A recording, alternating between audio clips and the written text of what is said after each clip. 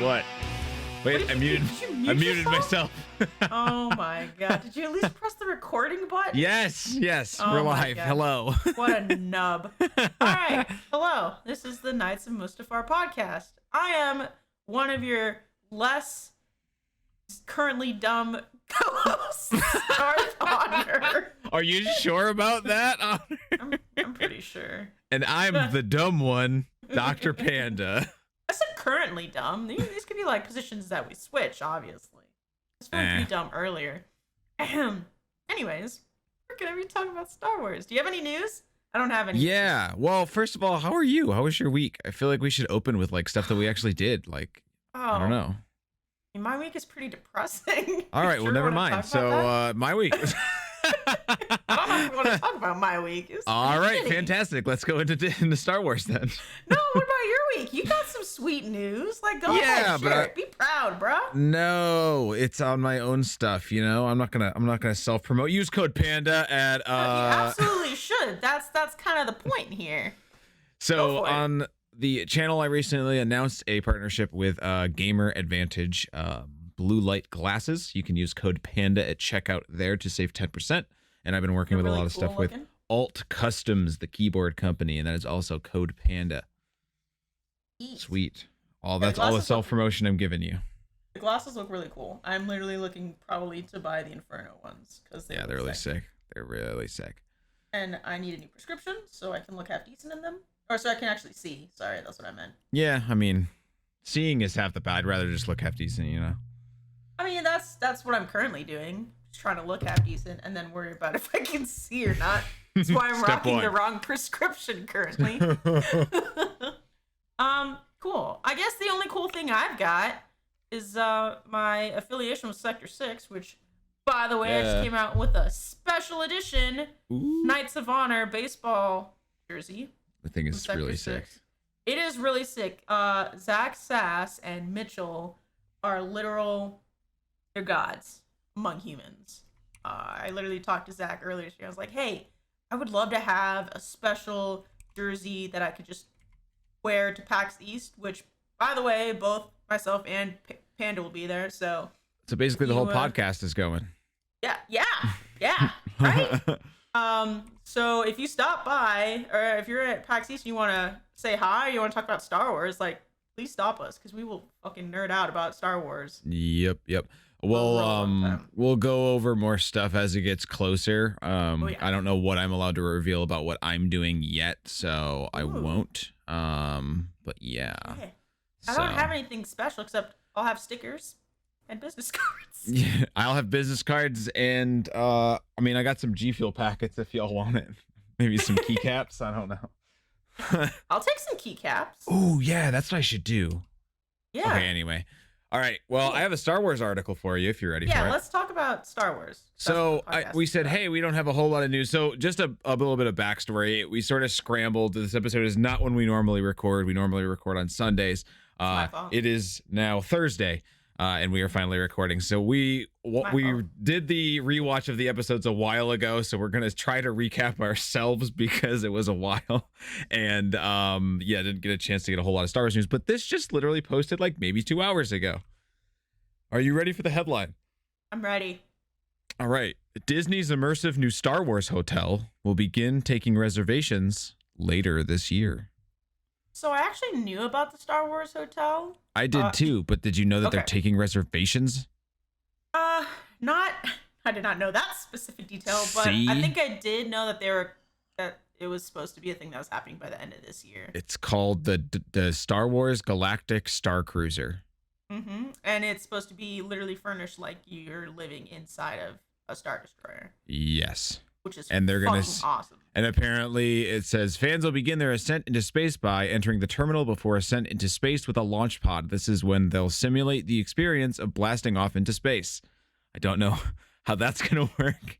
Fucking launch me into space. You I'm ready. Just got two people like shaking the tube that they're in. You're in space. So closer to actually having a Disney resort Star Wars hotel thing. That sounds awesome. Of course, I'm going to be in there in October, and I'm sure that won't be ready then, and I'll be sad. And even if it was, I'm sure my wife wouldn't let me. It's gonna cost a fortune. Yeah, I know. Because fucking fortune. Because apparently it's like what, 2 nights, 2 days. It's like a special thing. I think so. I mean, oh wait, we do have news. I have another piece of news that I just thought about. But what's the other news? Maybe it's the same thing. Mandalorian season 2. Oh, October. No, but that's coming out in October. When I'm in Disney. So that will be hard. Gonna be 8 episodes, or did I see 10? I'm looking at the article now. The same date. Season 2 doesn't. I don't see anything with the number. Probably assume it'll have 8 again. Yeah, maybe more. I feel like that was a good number of episodes, especially for the launch. I mean, it literally was supposed to hopefully bring people into wanting to watch. Yeah, I had some people say that they wish there was more and they didn't realize it already was over, but yeah. But we do have to, not us specifically, but for the nerds out there that are big Star Wars fans / comic book, they have a lot of other stuff too. Like, this is obviously not a Marvel podcast. I mean, technically, I guess it is because Star Wars is Marvel, but they did announce not too long ago all of the coming of the new series like WandaVision, yes, Falcon, and all that dope stuff. Bucky, makes Disney Plus even more better to own.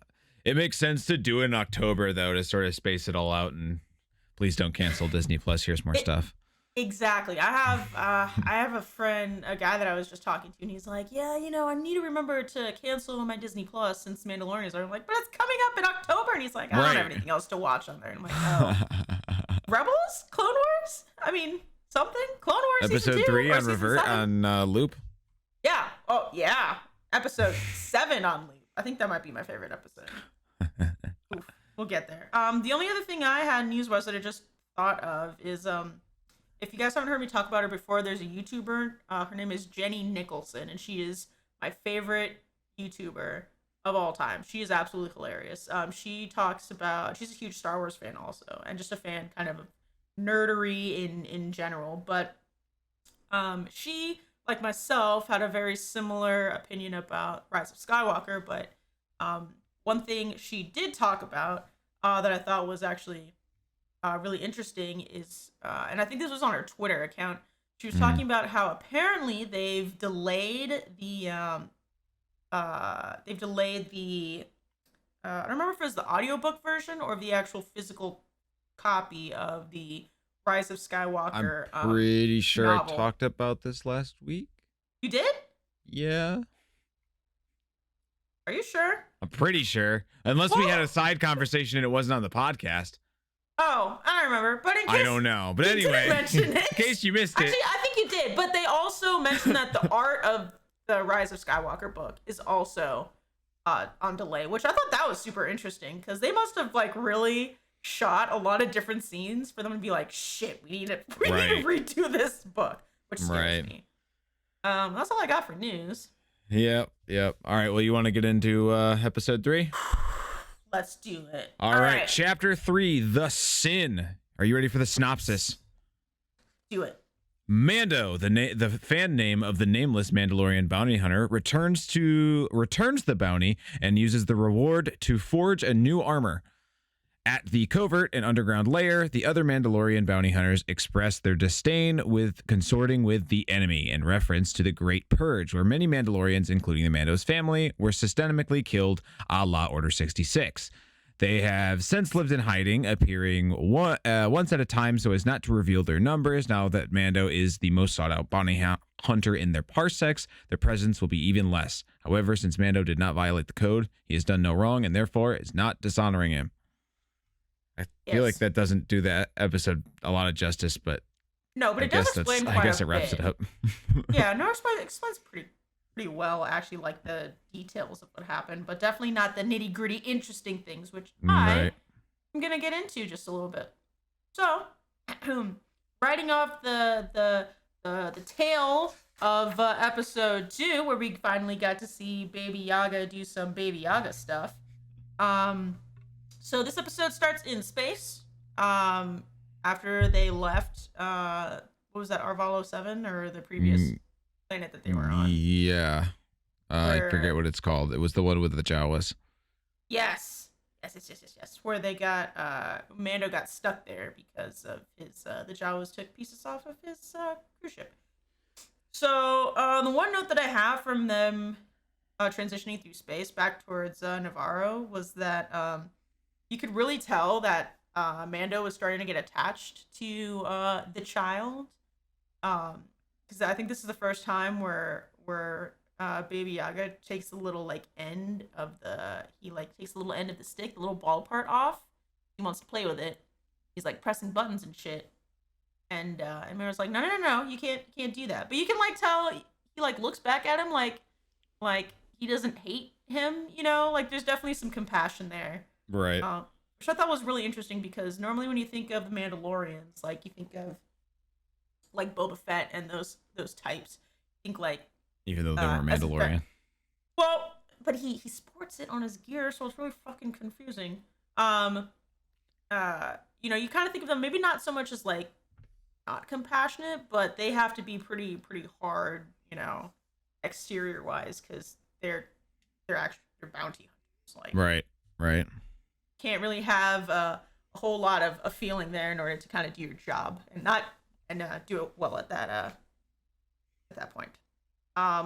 So they get to Navarro, and then this is kind of where I think it starts to get interesting because there was like one question, and this is what I was thinking about the second time around watching this episode, but I was thinking like how did the client, so the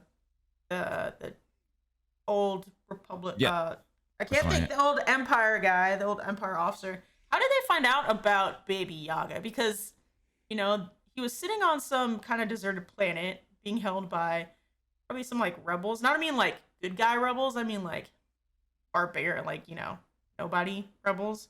Some isolated planet. And I was just thinking, how did they know about him to begin with? Him, her, it, whatever, it's non-binariness, I don't know. How did they know about it? And then on top of that, like, how did they know where it was? I know that they had the tracker or whatnot. Yeah. The fob.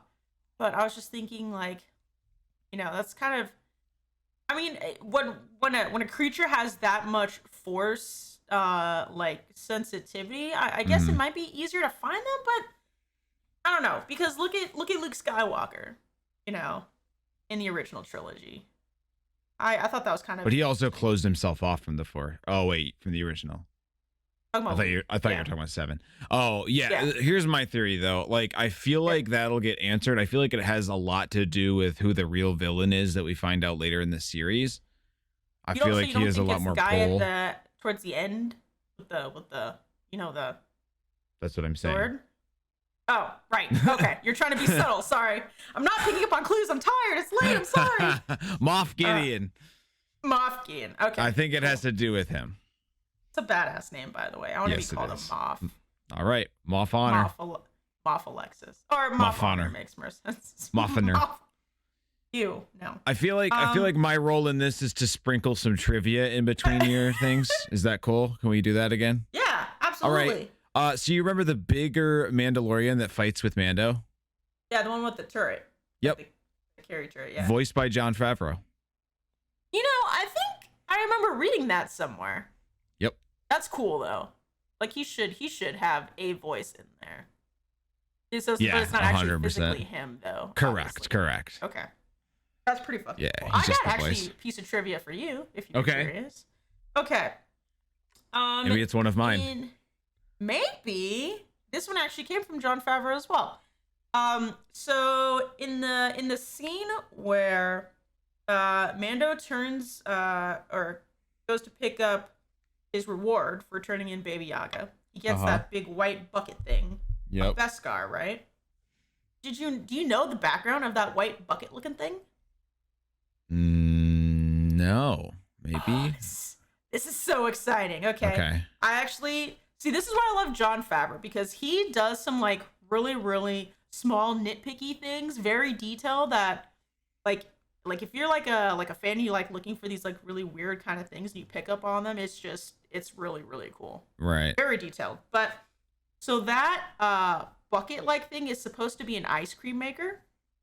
In the original trilogy, yeah, I know there's some really interesting. I saw this on his Twitter, on Jon Favreau's Twitter. But like in the original trilogy, I think it's when they're on Cloud City, or when they're in Cloud City. Okay, yeah. And you know how all the people start trying to like run away because the stormtroopers are coming and Darth Vader's like wandering around. Well, there's this scene, and I guess I did not know that this was like a meme, like back in the day before memes were really a thing. But I guess what happened is George Lucas directed people to just like grab random like real household objects to run around with, like they were carrying something important. But they didn't want to like create props or anything.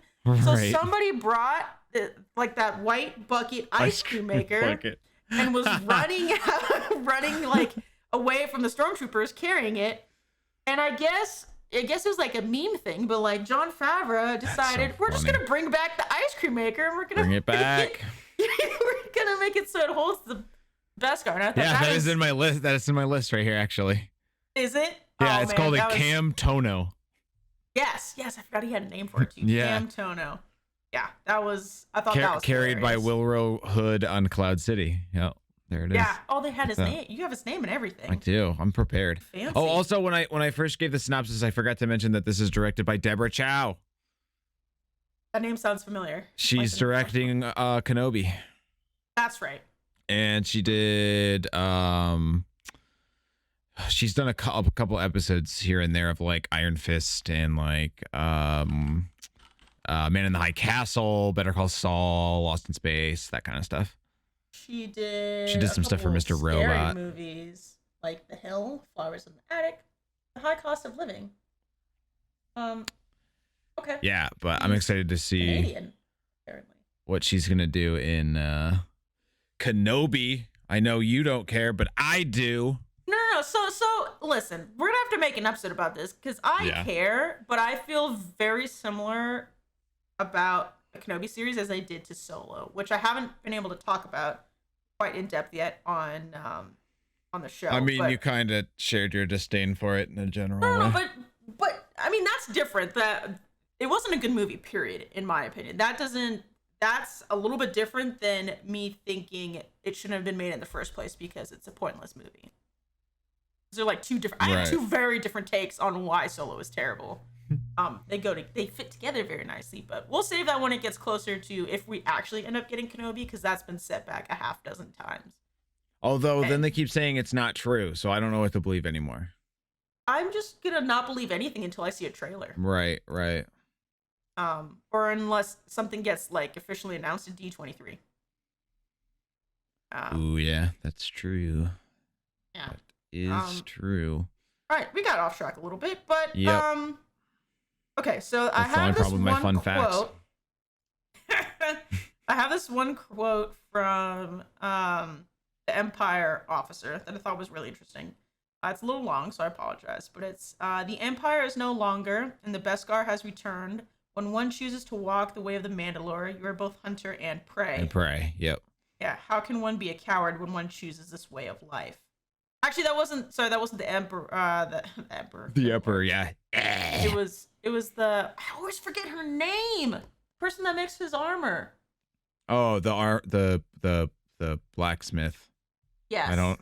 Is that it? Hold on, I can find it. You know, I got everything on here. Armorer. The armorer. Armor is her official credited name. That's right. I've had you literally look up her name like I know. 5 times by now.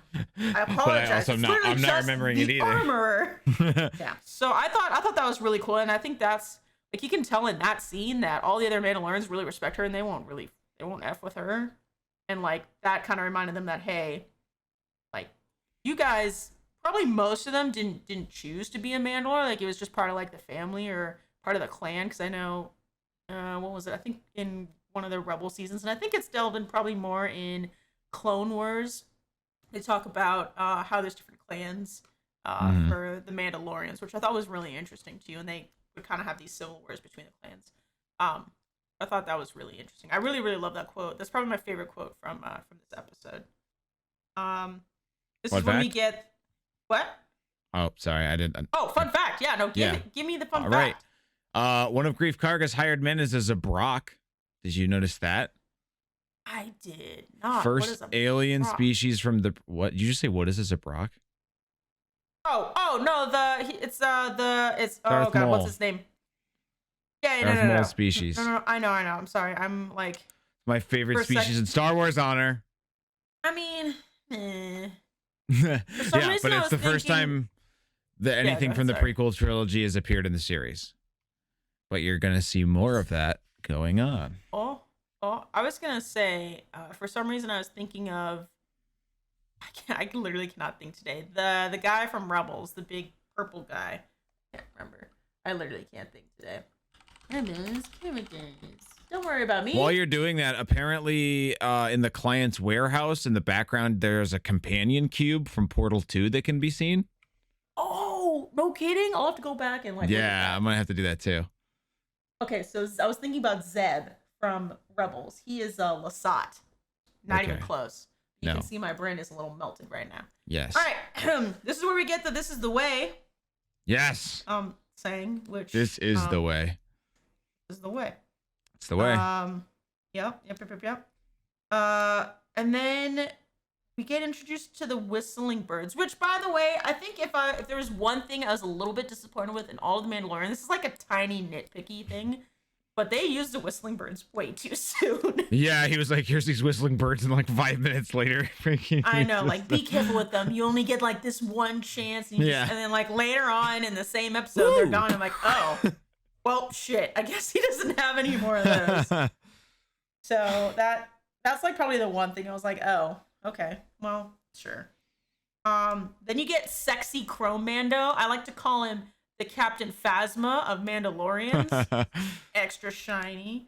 I don't know why, but I find him extra attractive when he's super shiny. But it's the same thing. It's just different armor. But it's shiny. All right, I stand corrected. Don't question it. And then at the end, or towards the end, we get the entire scene because Mando goes back to try and save Baby Yaga from the old Empire officer and the scientist, and you find out that the scientist was actually trying to help keep Baby Yaga alive from the the client. Yeah, one thing I noticed was interesting is he says, all we need to do is extract the essence. Which, what does that mean? What does that mean? Essence of the Force? Yeah, no, are they trying to steal his midichlorian? Like, I don't understand. I don't get it. I don't. Maybe his baby Yoda, or maybe Yoda's species has like this like a soul, but the soul is made out of the Force or something. Yeah, I don't know. Thing. I mean, they're definitely going to delve more into that. I feel like they will. I cannot yeah. wait for, because well, we'll talk about it later. But that's literally the end moral of season 1, which is he has a new mission. One of my favorite parts, though, is speaking of going towards the end. I think this is probably what you were leading into. The first time you see separatist ships and battle droids since the original, since the prequels. I got so nerdily excited when I saw that. Same. I was like, that's a battle droid. Man. I was like, I know that ship. I know that ship. That is a separatist HMP droid gunship. Yes. I got that is a B2 super battle droid. And I was like, okay, I can.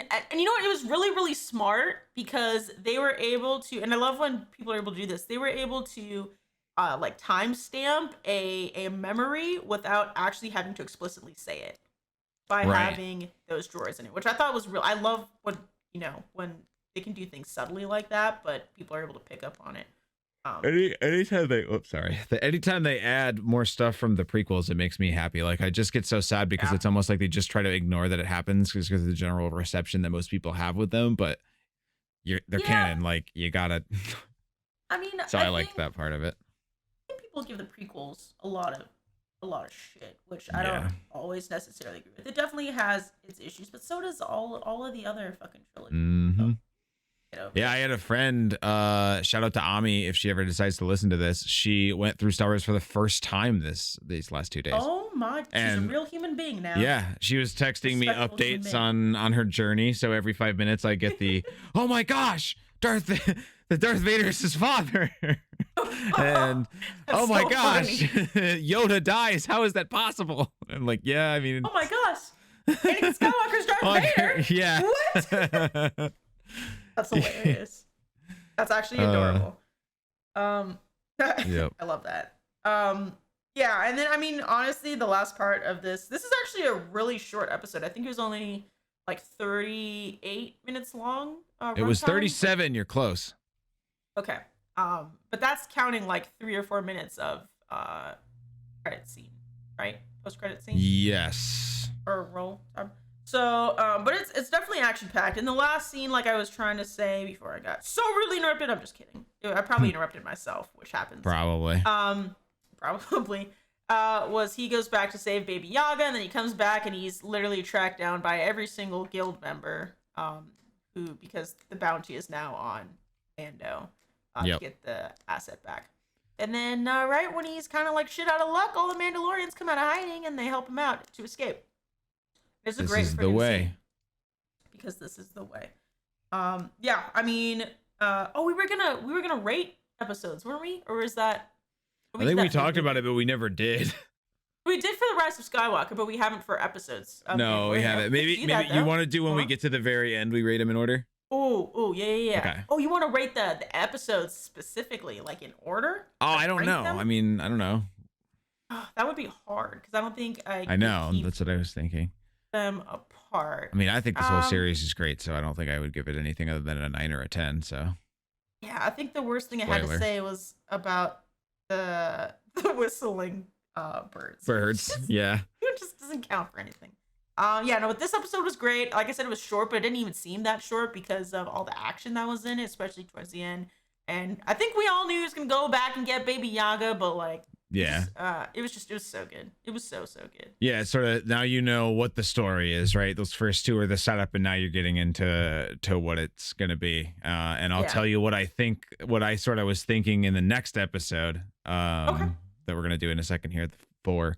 But I don't know if you had anything else on 3 before we do that. No, I don't got anything else. Sweet. All right, Chapter 4, Sanctuary. The Mandalorian teams up with an ex-soldier to protect a village from raiders. This episode was directed by Bryce Dallas Howard, who has very little on her IMDb page other than she was in Arrested Development and in Lego Jurassic World. So, I think if I remember correctly, I think I specifically remember the team for the Mandalorian saying that. Oh, and her father is Ron Howard. That's kind of important. She's that's the important part. Hello. Wait, no, she's I know her. She's from Jurassic World. She's the female protagonist with what's his face? Oh, the ginger. Yeah. Oh, I do know her. I actually just watched a video of her on Vanity Fair. It was like a full round table. She's actually really she's really good. Yeah, she definitely has not been in a lot of things though. And it's interesting because Colin Trevorrow, who we talked about in the bonus episode, directed that movie. But anyway, I already gave the synopsis. Actually, I think that's everything. Yeah, so go if you had something. Yeah, I did. Real quick, if I remember correctly, I think the Mandalorian specifically said that they wanted to try and pull in smaller directors, specifically female directors, and producers, to try. Well, you see, the last one was Deborah Chow, and then this one's Bryce Dallas Howard. So yeah, and like I think they did a good job of that. And you can't. Unlike some trilogy that we know of, you can't tell the difference in like directing between the episodes. Right. Right. The handoffs are great. Very flawless. Yeah. I mean, you get that a lot in TV shows because you have the writers that are doing it and stuff like that. So the scripts are usually about the same because you have your head writer and then you get to sort of divide and conquer with it. Right. Yeah. So I think it's a little bit easier, but yeah, it would be nice to see them adopt some of that strategies in some future movies. But like even so, the directing style is very much similar to they don't try to do anything crazy just because they can, just to put like their own spin or take on it, I guess. I mean the only things I didn't write a whole bunch of notes for this because I didn't finish this episode the second time. I think I was falling asleep, so I apologize. Not because it's bad, but because whatever. Anyways, so this episode opens up on the planet of Sorgon, which I love that I love so much that this show takes us to so many new planets and new areas in the Star Wars universe, because I will complain about this every single podcast show if I possibly can. But Star Wars needs to expand. It needs to expand. Yep. It is an infinite, or it is an infinite universe out there, and people just want us to get stuck on the same damn planets or same style of planets. We go back to Tatooine, right? Can we go back to Tatooine, or can we go back to Jakku, which is a ripoff of Tatooine, or can we go to Crate, which is like the salt version of Hoth? And like, it's just, can we change it up a little bit? So I like Sorgon because it was like a very, they tried to sell it as like a very village-driven world. Of course, we only see this one village on Sorgon, but yeah, but you see when he scans it, he's like, "There's no spaceports. It's a good place to lay low. They don't have any this and this and this." And no, it's basically in the middle of nowhere, and that's what he's looking for. Yes, it was a very low key world. Yep. I liked that they kind of brought it back down to like ground level for this episode. Because I think the one thing about Star Wars, and this is not a bad thing at all, this is not a criticism, is that, and I think Marvel gets complained at a lot about this as well, but everything just seems so like grandiose. I don't know if I said that right, but it's because I'm tired. But everything is such on like a huge scale, and I think grandiose, the nice thing about the grandiose, thank you. But the nice thing about the Mandalorian is like they can do kind of these bigger scenes where on like Navarro, where it seems like the entire guild is after him, and they got this huge standoff, and then next episode we're going onto this huge planet, but tiny amount of people, and it just feels very homey. So without it seeming like we're in two different shows. Well, in this episode, it sort of continued on for me and the rest of them. This made it feel like Star Wars Doctor Who. I've never watched Doctor Who, but all right, we're starting a Doctor Who podcast. Different nerd, okay? There's different levels of nerds. I'm not a Doctor. What does that make me? Level of nerd. I'm not saying it's like on a lower level. So what I mean by that is you have pretty much every filler episode in the middle between like Doctor Who seasons is stuff like this. They go to the planet, they meet the locals, they solve a problem, they leave. Sometimes the locals come back. Blah, blah, blah, whatever. So that's how it felt, very similar to me. And I was looking at it and I was like, kind of Star Trek-y. Yeah. Similar. I have a fun fact. This is a longer one.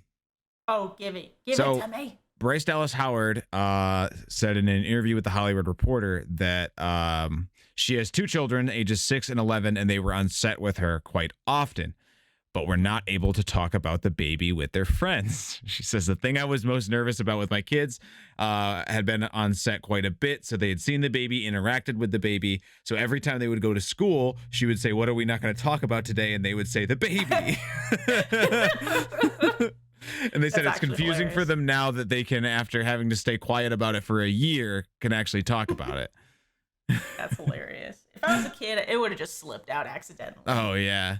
But it was 100%. So good that they protected it. She sort of talks about how, everybody was mad that there was no merch right away, but I think it was worth it, No, it was good. It was smart. Was good. Like it was can you imagine how different that first episode would have been if he pokes into the basket and you already know it's going to be Baby Yaga? Right. Like it's a completely different scene, a completely different show, really, if you think about it. Yeah. Yep. Okay. So first couple things, like I said, I don't have a whole lot of stuff for Sorgon, but I would like to mention soccer is officially canon in Star Wars because we did there's it. A kid. Yes. Because there's a kid kicking around a ball that's made out of like branches. It's space soccer. Yes, space soccer, and I loved it. And soccer is canon in Star Wars. It's a thing. I love it. If I had one thing to say about this episode, it was soccer is canon. Soccer is canon. That's all we need. If I had one thing from this episode, it's Cara Dune. Yes. Well, that too. She's freaking great. Cara Cynthia Dune is her full canon name. Did you know that? Cara Cynthia Dune. I did not know. Cynthia kind of ruins the badassery of Cara Dune. But I love it. But sure, we'll just roll with it. Why not? Cara Cynthia Dune. Cara Cynthia Dune. They couldn't have come up with a more badass middle name than Cynthia. Oh man. Yeah, Cara Dune. She has gotten to be such a better actress, by the way, since like the first Deadpool. Right. where they purposely cut out scenes of her because apparently her acting was not very good. Like it's kind of funny too because we've gotten to kind of see like the growth of her acting career in a very what seems like a very short amount of time. Right. But for me, she is our female protagonist for season 1, and she's not the type of person to fuck with. Like she's a badass. I think in one of the later episodes, well, in several of the later episodes, you get to see what exactly she's capable of. But she's I think I have a pop of her somewhere hiding behind me. Yeah, so I have have we seen Klatooinians before? The race that raided the village with the blue shrimp? First appeared in Return of Jedi. Here must have been updated. It doesn't. I don't have anything that says whether we have or not, so I don't think so. Okay, I don't think I've ever seen that before. Not since Return of the Jedi. Since Return of the Jedi, okay. Yeah, they are in Return of the Jedi. Yeah, but I don't remember them. So it's nice that Jon Favreau is bringing back these elements that we've seen, but it's very, very, very kind of small, very rare, and I love that. Right. Because it feels like it's new, and then you got to be like Doc here and go back and say like, hey, when was the last time we saw Klatooinians? And it was in according to my research, Return of the Jedi. In the scene at 52 minutes and 43 seconds, they show up for the first time in the series. I do have some stuff with time codes. All right, you know what? I'm not talking to you anymore. Find a new co-host. Listen, I was originally going to do my notes with timestamps. I'm like, nah, I'm not going to do that. Yeah, I have them, but I just don't really use them. It doesn't really matter. No, I like, I guess I didn't really think of it like a Doctor Who thing, but I did not watch Star Trek growing up, but my grandparents did, so I always saw it in the background, and it kind of reminded me a little bit of Star Trek, of them going to a new planet, kind of getting to meet the locals. Well, that's your homework, so you're going to need to start all of Doctor Who. I'm not doing that. No. Sorry, you heard it here, folks. No. What do you want to say? 1,000 downloads and you watch Doctor Who? Sure. All right. 1,000 downloads. You heard it here, Doctor folks. Who. 1,000 downloads and Donner watches Doctor Who. This episode or the entire series. Fucking no. I mean of the show, like 1,000 downloads in total of our podcast of all of Knights of Mustafar. Fine. All right. We hit 1,000. I'll fucking watch Doctor Who. All right. All of it. You heard it here first. Wait, aren't there different, like, isn't there like an American version and a British version, or is there like... Nope, they're only British, but there's a new version and an old version, and for clarity's sake, I'll let you only do the new version since that's actually decent, and it would be hard for you to get through the old stuff because it hasn't aged super well. I think somebody made me watch the very, very first season of Doctor Who, because I was like with the gargoyles, right, and like the stuff. Yeah, and I was like, Weeping this Angels. feels like an old show. Yeah. Okay. Yeah, we hit 1,000. I'll fucking watch all of Doctor Who. All right. And I'll report it back. God. I fucking hope. I fucking hope we hit it. Okay. Anyways, yeah, that's kind of, I mean, obviously a lot of this episode is based off of Mando getting to Sorgon, meeting Cara Dune at the bar, and them kind of like talking a bit. And for a little bit, I was thinking, oh, is this supposed to be kind of like a love interest between the two of them? And then obviously later on in the episodes, you find out no, which I love.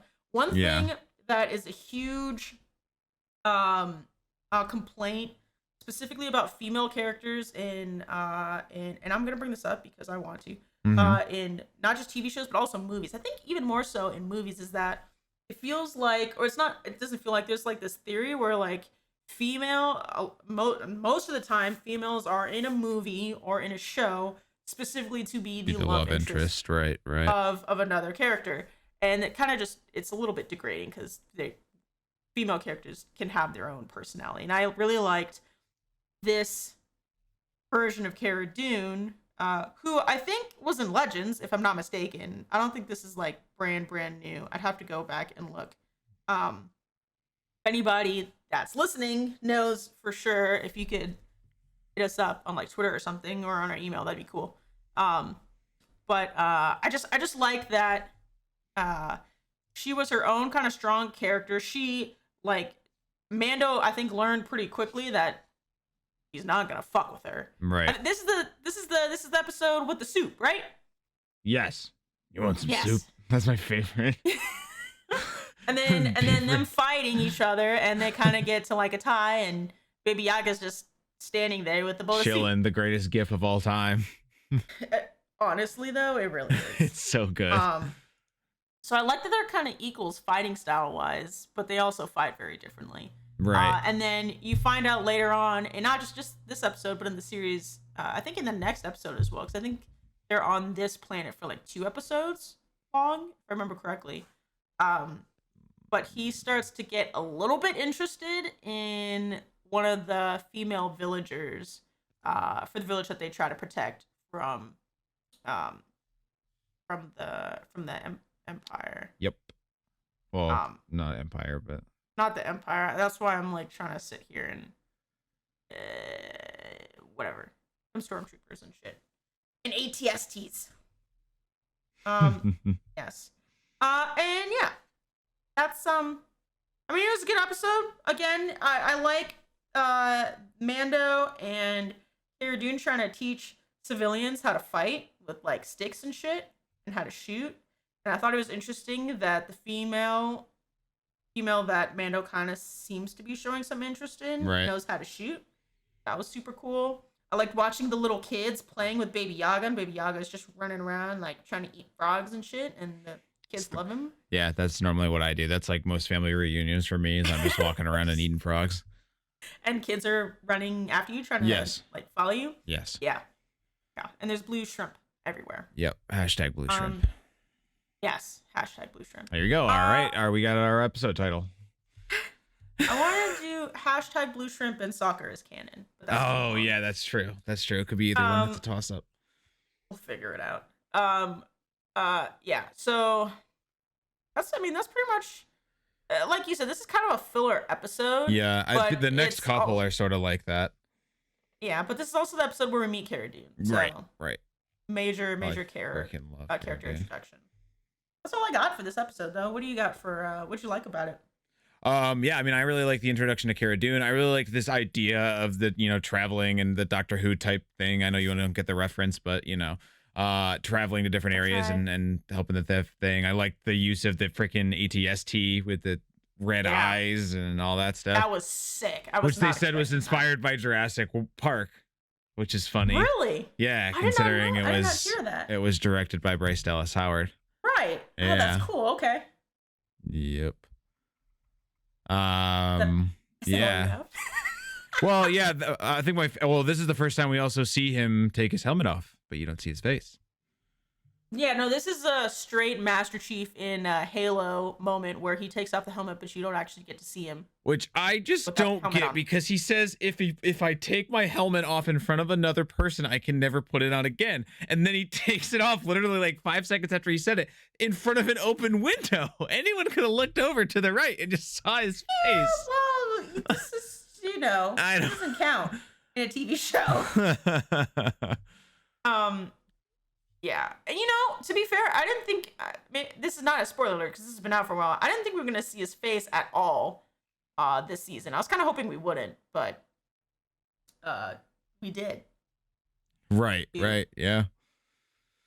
In reference to this episode. Spoiler. It's not a spoiler. If you haven't watched Mandalorian by now, what are you doing with your life? Or why are you listening to this? Go watch My Little Pony. That's a TV show. Yeah, okay. It is. I think. I'm pretty sure it is. I've listened to people that like My Little Pony. Anyways, Star Wars. Oh, that's what we're talking about. I don't think I have anything else for I don't think I have anything else for No, I don't really either, and we're pretty close to where we normally are on the time mark. So yeah, we'll try to get more organized for the next one. Obviously, it was a little hectic. This week was kind of crazy for both of us, so this week sucked. Yeah. To put it very simply. Yeah. The last week and a half fucking sucked. It was bad. But we made it through to the next episode. And if you were not aware, because this one is so late, we're still going to do the episode coming out this upcoming Sunday, which is going to be February the 9th. So we you can will still cover expect that. episode 4. Yeah, Yep. although we'll have to talk about schedule wise. But anyway, yeah. We cover chapter 5, the gunslinger. Then I swear we'll have more energy. It's gonna be lit. Oh hell yeah! It's not gonna be late AF. I hope. Yeah, I hope. Well, how early are you willing to wake up? Oh boy, we're gonna talk about this. All right. Oh no, I'm nervous. I might be seeing somebody on Sunday, so we need to. We'll have to call this out. Yep. Anyways, Yep. We'll figure it out. yeah, we'll be talking about chapters 5 and 6. And then so next week we'll be talking about chapters 7 and 8. I know this seems kind of far out, but it's really less than a week and a half, so it's really not that far. Yep. And can I say the special thing for sure? Yes. Is the client official? Yes, he has agreed. Ooh, the okay. contracts are signed. We have our first guest ready to go. Why did I was gonna say the whole thing. I thought you were gonna say the name of who it was gonna be instead of the. I was gonna do the whole announcement. Okay, do it. Pretend I didn't say rewind, it. Cut rewind it out. about a minute and pretend like we didn't say it. I'm not gonna go back and cut it out because that's too much work. So we're having our very, very first guest on the Knights of Mustafar. His name is Paul. We call him Paul She. He is awesome. He is in Eastern Media GG with me, and and him and Doc were obviously together as well. Not together, like a couple. I don't think. Where is your brain at today? Like, I'm so tired. You have no idea. Okay, I've had a very, very long day. I had class. I've been to like 3 different briefs today. I had work. I'm dying. Okay. Yeah. All right. Anyways. So 2 weeks. We wrap up the finale with our special guest, and then it's PAX East, I think, right? Yes, and we're doing a live. I mean, we're not doing a live episode, but we're gonna record our episode while at PAX East. We are super excited. Again, if you're gonna be there, please let us know if you wanna hang out, or if you wanna just like high fives or chest bump or dab, fist pound. I don't dab. I'll do any of the other stuff. A hip check, like you want to get punched? I'll hit you, like whatever you want, bro. What do you want? Local podcast host threatens convention attendants that she will punch them. No. Hang on. I said if they want it. Okay? Consensual punches. Consensual. There's the title. Consensual punches. Consensual abuse. That sounds bad, but we're gonna make it happen anyways. Hashtag blue shrimp. And soccer is canon. Yeah, that's all I got. We will talk to you guys again soon. Yeah, as always, you can. Wait, did you hit end? No, I didn't. Okay, cool. Just checking because it sounded like you just clicked and I got scared. I mentally. So you can find us on Twitter at KOM Podcast. That is also the same name on Instagram, KOM Podcast. If you want to write into the show or tell us that you're coming to PAX or just insult our lack of Star Wars knowledge or point something out that you thought was cool in this episode, you can email us at kompodcast@gmail.com.